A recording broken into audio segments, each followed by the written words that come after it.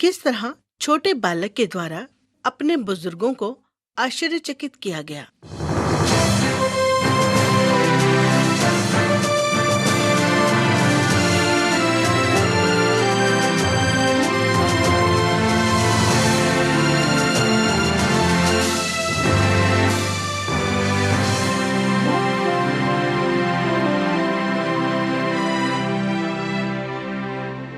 परमेश्वर का वचन कहता है, परमेश्वर ने जगत से ऐसा प्रेम किया कि उसने अपना इकलौता पुत्र दे दिया कि जो कोई उस पर विश्वास लाए वो नाश न हो परंतु अनंत जीवन पाए।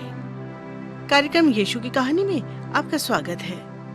यीशु के आरंभिक जीवन के बारे में परमेश्वर के वचन में बहुत ही कम लिखा गया है, किंतु जो कुछ भी कहा गया है वो महत्वपूर्ण है। तो श्रोताओ, आइए सुनते हैं अद्भुत बालक यीशु की कहानी कि किस तरह छोटे बालक के द्वारा अपने बुजुर्गों को आश्चर्यचकित किया गया।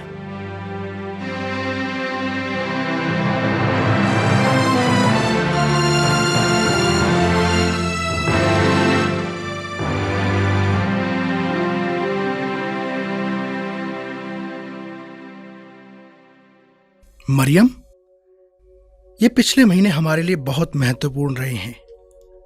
हमने इस बच्चे को, जिसे परमेश्वर ने हमें सौंपा है, उसे एक बालक के रूप में बढ़ते हुए देखा है। और संसार के लिए परमेश्वर की योजना को तह दर तह खुलते हुए देखना बड़ा अद्भुत लग रहा है। यह अद्भुत यात्रा रही है, आश्चर्य और उत्सुकता से भरी हुई। यीशु ने सचमुच हमारे जीवन को खुशियों से भर दिया है। वह सीखने में कितना तेज और इच्छुक रहता है। वो बहुत ही अनोखा है। हालांकि अभी वह एक छोटा बालक ही है, किंतु उसकी भलाई और बुद्धि के लिए परमेश्वर का धन्यवाद हो। हाँ, मैं हैरान हूँ कि पता नहीं कल हमारे लिए परमेश्वर के भंडार में और क्या आश्चर्य रखा है।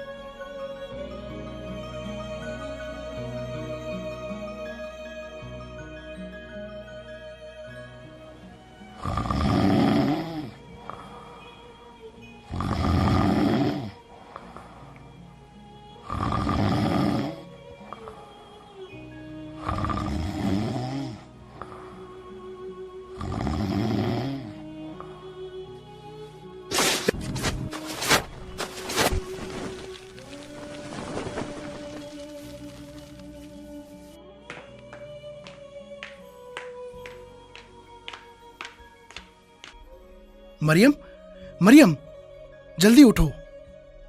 क्यों? क्या हुआ? यीशु तो ठीक है।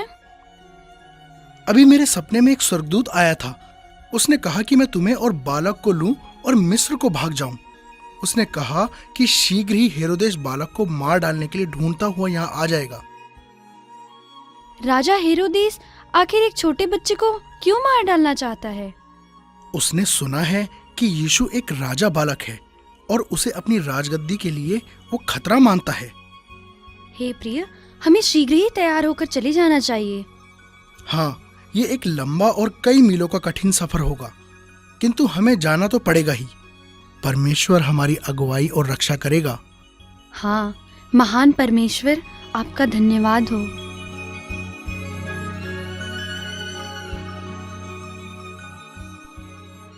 ओबेस, तुम्हें वे तीनों झूठे व्यक्ति मिले। उन्होंने कहा था कि वे उस बालक राजा को ढूंढ लेंगे और विवरण के साथ वापस लौटेंगे कि वह कहाँ है। माँ महिम, हमें तो यह पता भी नहीं कि वे कहाँ से आए थे। केवल कहा था कि वे पूर्व से आए हैं। तुम अपनी जिम्मेदारी ठीक से नहीं निभा रहे हो।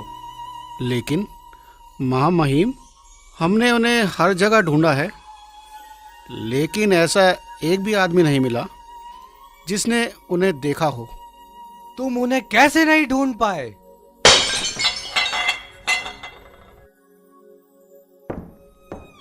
लेकिन माँ महिम, हम जितना कर सकते थे हमने उसे अच्छे से किया है, जिससे हमें मदद तो मिल सके।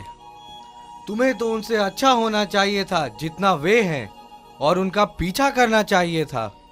हे माँ महिम, हम जितना कर सकते थे उससे अच्छा करने का प्रयास किया है।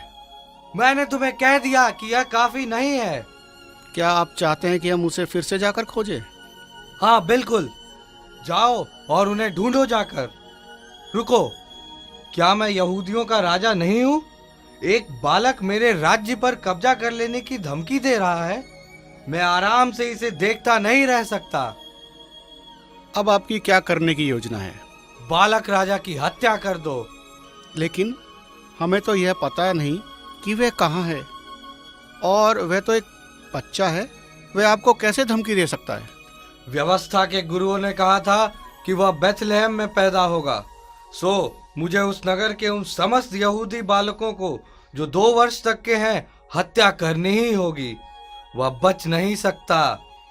वह देखेगा कि सचमुच में राजा कौन है। लेकिन महाराज, इसमें कोई संदेह नहीं है कि बेथलेहम में बहुत सारे बालक हैं। हाँ, इसलिए हम उन सब की हत्या करवाएंगे। ठीक है महामहिम।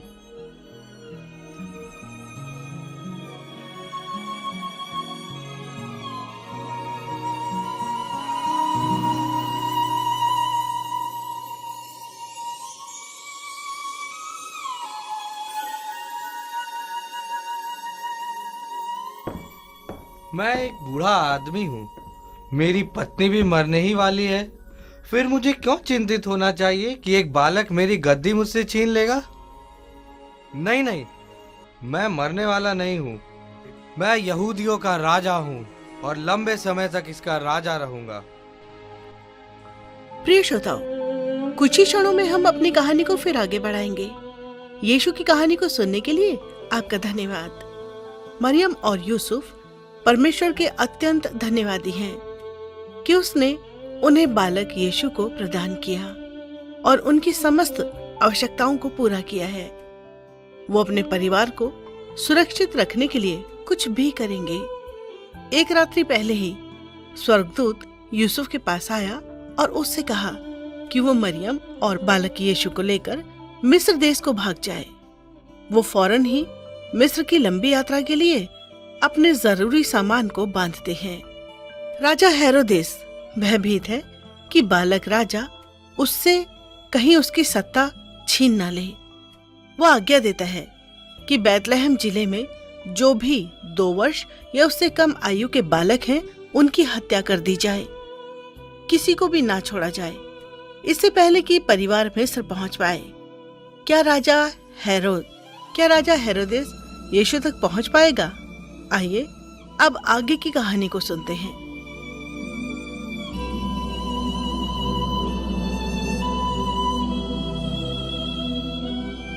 यूसुफ, क्या आपने कभी कल्पना की थी कि एक दिन हम मिस्र में जाकर रहेंगे?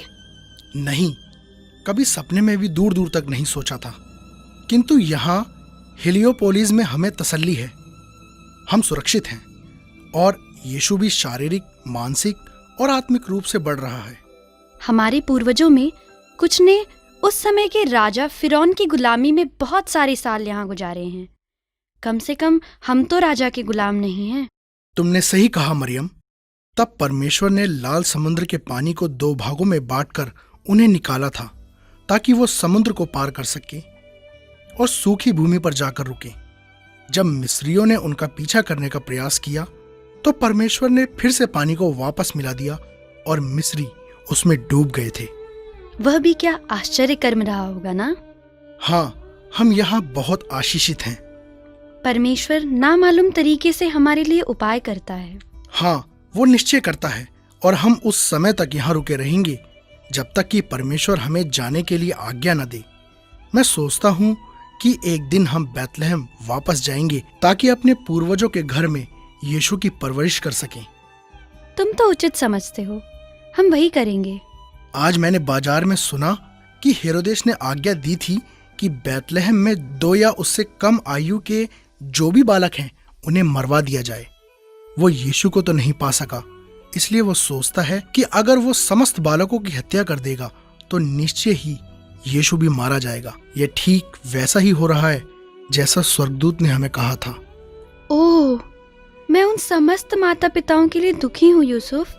परमेश्वर ने हमारे बच्चे को तो बचा लिया, लेकिन उनके बच्चे को नहीं। हे परमेश्वर, उन्हें तसल्ली दे।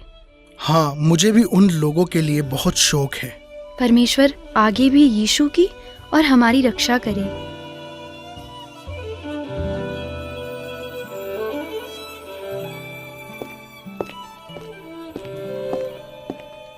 हे मरियम, परमेश्वर से मुझे एक और दूसरा वचन मिला है।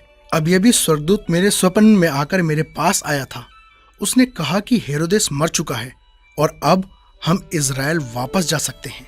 इज़राइल में कहाँ? उसने ये तो नहीं बताया मुझे, लेकिन अकेलाउस हेरोदेस का स्थान होगा। वो खून के प्यासे अपने पिता के समान ही क्रूर है। क्या तुम्हें ऐसा लगता है कि उसे भी यही भय होगा कि यीशु उसके लिए भी खतरा है? जैसा मैंने सुना है, उसके अनुसार वो केवल शक्की और क्रूर है। हे यूसुफ, हम क्या करेंगे? हम लोग नासरत वापस जाएंगे और वहां शांत जीवन व्यतीत करेंगे। हे यूसुफ, इससे मुझे बहुत खुशी है। एक बार फिर हम अपने घर वापस जा रहे हैं। हाँ मरियम, लेकिन जल्दबाजी में यहाँ से जाने की कोई जरूरत नहीं है हमें। हम यहाँ सुरक्षित हैं। यह जान करके मुझे अच्छा लगा कि अभी फौरन हमें नहीं निकलना है। हाँ, ऐसा ही है। शुभ रात्रि। शुभ रात्रि यूसुफ।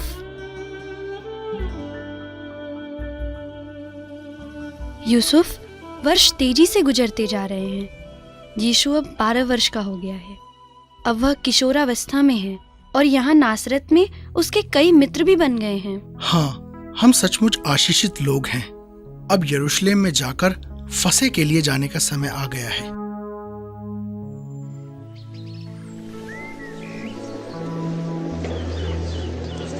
पिताजी, मुझे विश्वास नहीं हो रहा कि मैं सचमुच में यहाँ यरूशलेम के मंदिर में पुरुषों के बैठने के उसारे में हूँ। मुझे अपने साथ लेकर यहाँ आने के लिए आपका धन्यवाद।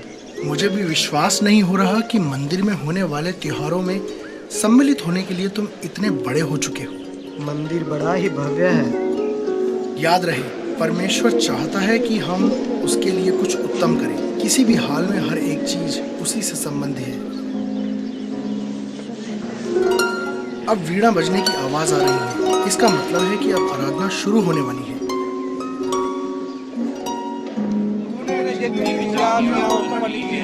सब आएंगी और परमेश्वर तेरी आराधना करेंगी। वे सब तेरे नाम की महिमा देंगी, क्योंकि तू महान है और तूने अद्भुत कार्य किए हैं। हे परमेश्वर, मुझे अपने मार्ग पर चलने की शिक्षा दे और मैं तेरे सत्य के मार्ग पर चलूंगा। मेरे मन में बहुत सारे प्रश्न हैं। शायद यहाँ के शिक्षकों में से कोई एक मेरी सहायता कर सके।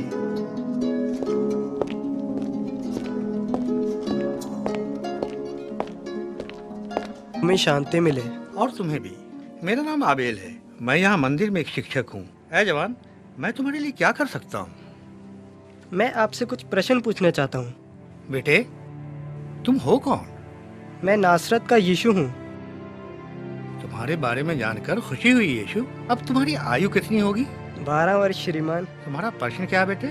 निर्धन लोगों को बलिदान के लिए कबूतर और मेमने क्यों खरीदने पड़ते हैं?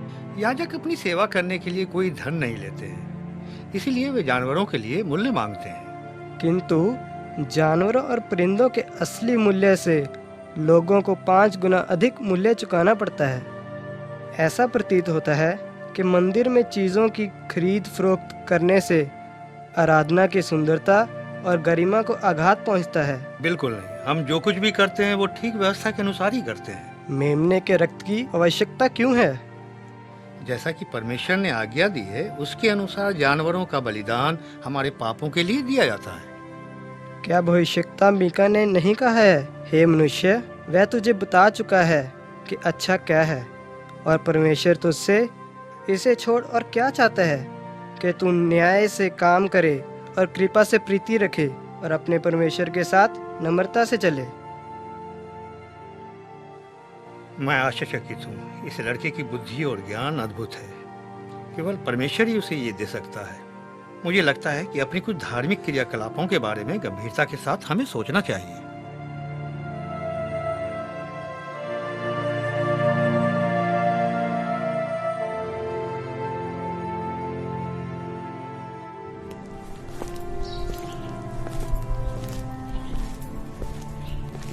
हे यीशु, तुम यहाँ पर हो, तुम सुरक्षित हो। माँ, मुझे यहाँ मंदिर में सुरक्षित क्यों नहीं होना चाहिए था? तुम्हारे पिता और मैंने 3 दिन तक तुम्हें आंसुओं के साथ यहाँ ढूंढा। हम लोग वापस अपने घर जाने के मार्ग पर थे, तभी हमें ज्ञात हुआ कि तुम समूह में नहीं थे। हमें बिल्कुल पता नहीं था कि तुम कहाँ चले गए थे। मुझे दुख है, मैं अपने प्रश्नों का उत्तर पा रहा था और समय गुजरने का मुझे पता ही नहीं चला। हम 1 दिन की यात्रा कर चुके थे, तभी तुम्हें खो दिया। क्या सारे समय तुम यहीं थे? हाँ माँ, आपको मालूम होना चाहिए था कि मैं मंदिर में अपने पिता के कार्य को पूरा कर रहा था। हाँ, हमारे बेटे को सुरक्षित रखने के लिए परमेश्वर तेरा धन्यवाद हो।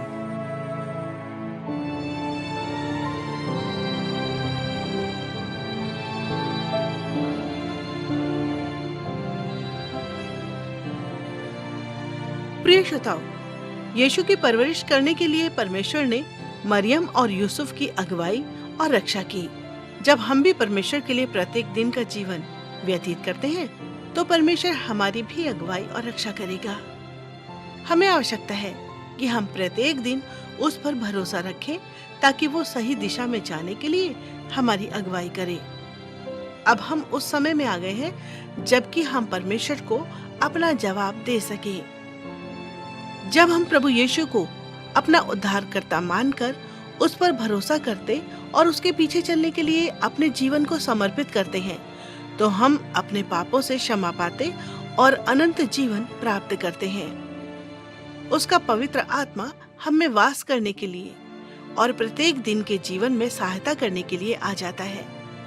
परमेश्वर का वचन कहता है, आत्मा हमारी दुर्बलता में हमारी सहायता करता है। परमेश्वर चाहता है कि हम बढ़े और विश्वास में मजबूत बने। प्रत्येक दिन परमेश्वर के वचन को पढ़ने के द्वारा एक विश्वासी के रूप में बढ़ते जाएं। हमें कैसा जीवन व्यतीत करना है? परमेश्वर का वचन इसमें हमारी सहायता करता है। प्रत्येक दिन प्रार्थना करने के द्वारा भी हम एक विश्वासी के रूप में दृढ़ होते जाते हैं। प्रिय श्रोताओ, यीशु मसीह के पीछे चलना सदैव आसान नहीं होता। एक विश्वासी को यीशु मसीह के पीछे चलने के कारण कई बार सताव का सामना भी करना पड़ता है। यीशु मसीह का विश्वासी होने के कारण जब हमें लोग सताते हैं या कठिनाइयों में डाल देते हैं, तो हमें हैरान नहीं होना चाहिए। यीशु ने कहा है, यदि उन्होंने मुझे सताया तो वे तुम्हें भी सताएंगे। एक विश्वासी के रूप में प्रेम और क्षमा हमारा जीवन चरित्र होना चाहिए, चाहे वो सताव की स्थिति ही क्यों ना हो। यीशु ने कहा है, अपने शत्रुओं से प्रेम रखो और जो तुम्हें सताते हैं उनके लिए प्रार्थना करो। प्रिय श्रोताओ, हम अकेले सताव का सामना नहीं करते। हम जिस भी परीक्षा का सामना करते हैं, परमेश्वर उसके बारे में जानता है और वो हमारे साथ है। परमेश्वर ने कहा है, ना तो मैं तुम्हें छोड़ूंगा और ना तुम्हें त्यागूंगा। हमारे जीवन में उसकी उपस्थिति के कारण पवित्र शास्त्र के शब्दों में हम कह सकते हैं, परमेश्वर हमारा सहायक है, मैं ना डरूंगा। मनुष्य मेरा क्या कर सकता है? अब मैं अपने हृदय के गहराइयों से एक छोटी सी प्रार्थना करने जा रही हूँ। आप इस प्रार्थना को ध्यानपूर्वक सुने और अपनी व्यक्तिगत प्रार्थना बनाएं। प्यारे परमेश्वर, मैं जानती हूँ कि मैं एक पापी मनुष्य हूँ। मैं विश्वास करती हूँ कि यीशु मेरे पापों के लिए मरा और मृतकों में से जी भी उठा और आज भी जीवित है। अब मैं अपने पापों से फिरना चाहती हूँ। मैं अपना पूरा भरोसा यीशु पर रखना चाहती हूँ और उसे अपना उद्धारकर्ता ग्रहण करना चाहती हूँ, ताकि वो मेरे पाप क्षमा कर सके। मैं अपने जीवन में यीशु को ग्रहण करना चाहती हूँ। आज के दिन से मैं यीशु के पीछे चलूंगी। धन्यवाद प्रभु यीशु, मुझसे प्रेम करने के लिए और मेरे जीवन में प्रवेश करने के लिए। आमीन। श्रोताओ, प्रार्थना करने के लिए आपका धन्यवाद। जब आप परमेश्वर के लिए प्रत्येक दिन जीवन व्यतीत करते हैं, तो परमेश्वर आपको बहुत आशीष देता है। श्रोताओ, अगले कार्यक्रम में एक और नाटक के साथ हम आपकी सेवा में फिर प्रस्तुत होंगे।